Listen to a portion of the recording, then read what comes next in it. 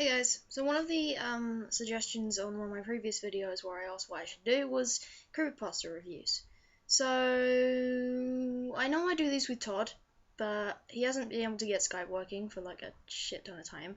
So I'm gonna review Jeff the Killer, and we may well re-review it when we can actually do a video together. So Jeff the Killer is one of the most well-known creepypastas out there.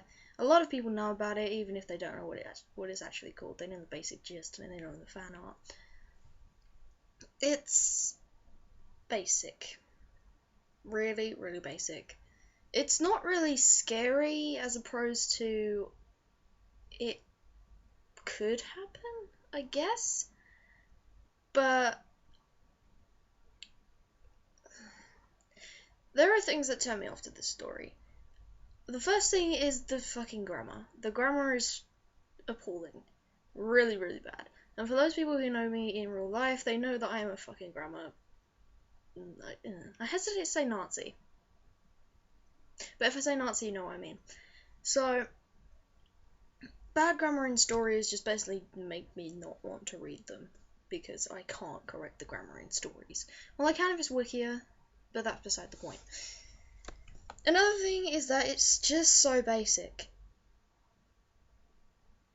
Kid goes insane. Basic gist of the story. This kid goes insane, goes on a killing spree. Now, I'm not saying that doesn't happen. I'm not saying that doesn't happen, but I'm saying it's basic. I mean, be more imaginative. But if you're just going into the creepypasta world, then I guess it's fine. Jeff the Killer was the first creepypasta that I ever read, and I thought it was good the first time I read it, and then I read it again and I found out it was shit. The ideas within it are somewhat ludicrous, really. I mean, the first bit about the bullies, that's not really, that happens all the time, because experiences and shit. But the second bit about bullies coming in with guns, that's just kind of weird. I mean, I'm not saying that doesn't happen either, but he doesn't hear anything from these people for like another couple of days, and they come back with guns and try to kill everyone?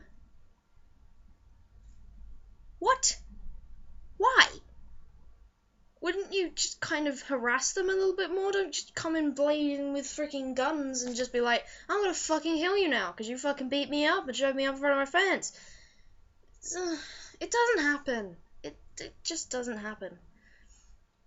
And then, why would you douse a kid in vodka and bleach and whatever the hell else it was and then set fire to them? If anything, that is a criminal charge, and depending on what place you live in, that's death. Because if they could have died from that. Severe emotional and physical trauma, they could die. I mean, clearly Jeff had emotional trauma because, you know, woohoo. But it's just illogical. It doesn't happen. Unless these kids were insane in the first place. That happens then. But I'm saying a lot of but in this video.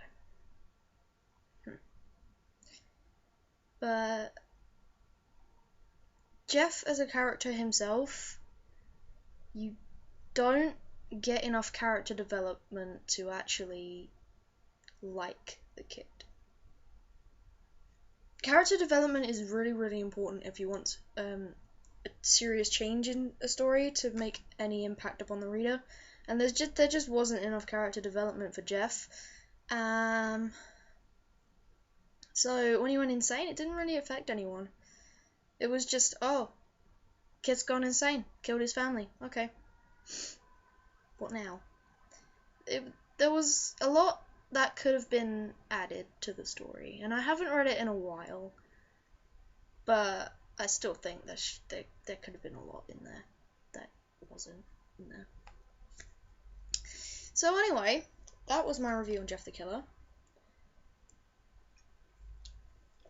Yes, I know, not the best view ever, but then again, I am sitting in a room that is 21 degrees Celsius. Fuck that. I'll probably make something else today because I have literally nothing else to do, but bye.